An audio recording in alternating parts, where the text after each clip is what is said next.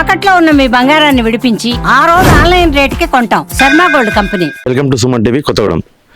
ఈరోజు భద్రాద్రి కొత్తగూడెం జిల్లా ఇల్లందులోని కుమారి weight lifter గురించి మనం వినే ఉన్నాము.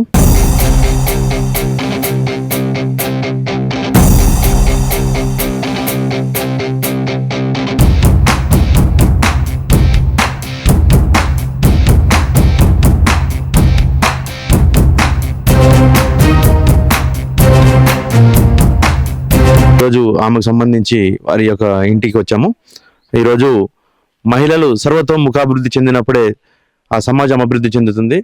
రాజకీయ ఆర్థిక స్వలంభవన కలిగి ఉన్నప్పుడే ఆ సమాజం అభివృద్ధి ప్రదంలో ముందుకు సాగుతుంది.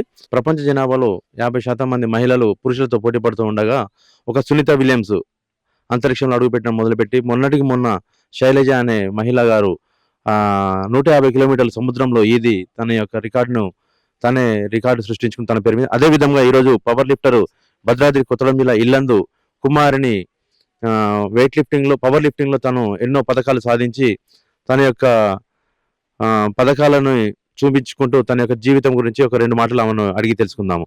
మీది ఎక్కడమ్మా? మీ స్వస్థలం ఎక్కడ? మీ యొక్క కుటుంబ నేపథ్యం చెప్పగలరు? ఇక్కడే మా అమ్మ నాన్న కూలి పని చేసుకుంటూ నన్ను చదివించారు 10th దాకా. ఇంతలో నేను ఆర్థిక సాయం లేక రెస్టారెంట్లో పనికి వెళ్ళకుండా జిమ్కు మీకు పవర్ లిఫ్టింగ్ చేయాలని చెప్పి ఆలోచన ఏ విధంగా వచ్చినది? రెస్టారెంట్కి వెళ్తుండే సప్లై చేస్తుంటే ఒక మాస్టర్ వచ్చి, అమ్మ నువ్వు చెయ్యి, చేస్తే మంచిగా జాబ్ వస్తుంది, నీకు మన స్టేట్కు పేరు వస్తుంది అని చెప్పి తీసుకెళ్లారు. మీరు స్టడీ ఎంతవరకు చదువుకున్నారమ్మా?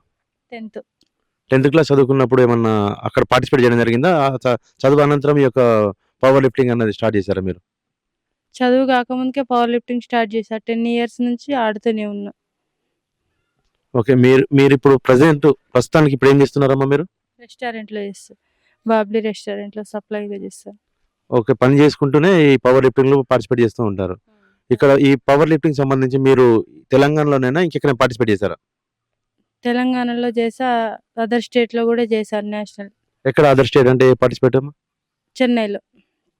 ఇంకా చెన్నై, ఢిల్లీ, గోవాలో చేసా. చెన్నైలో ప్లేస్ వచ్చింది, సెకండ్ ప్లేస్ వచ్చింది. హైదరాబాద్లో నేషనల్ పెడితే ఫస్ట్ ప్లేస్ వచ్చింది. నేషనల్ పెట్టారు హైదరాబాద్.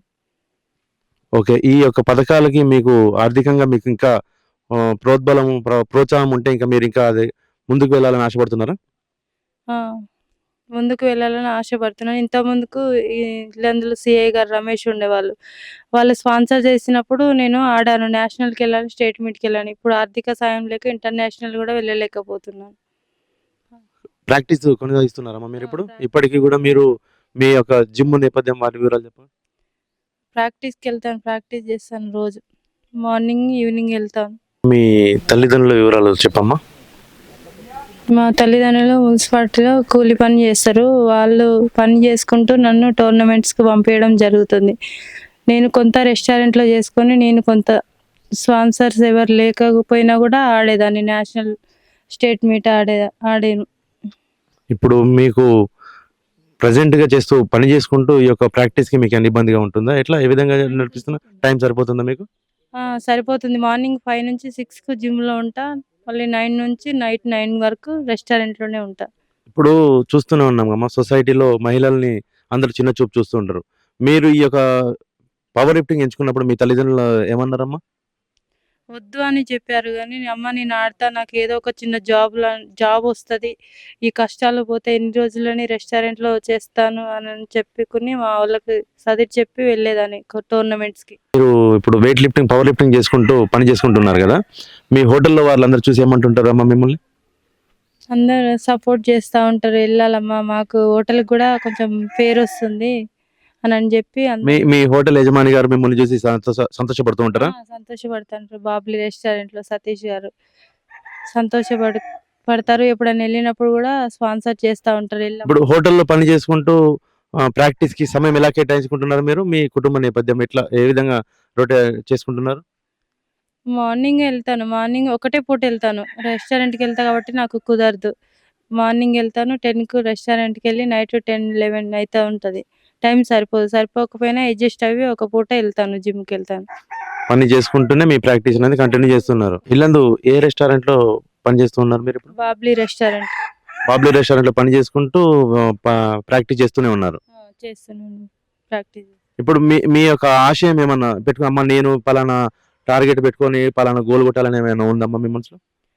ఇంటర్నేషనల్ కొట్టాలని ఉంది. కెమెరామెన్ శివతో నేను మీ ప్రవీణ్, సుమన్ టీవీ, ఇల్లందు.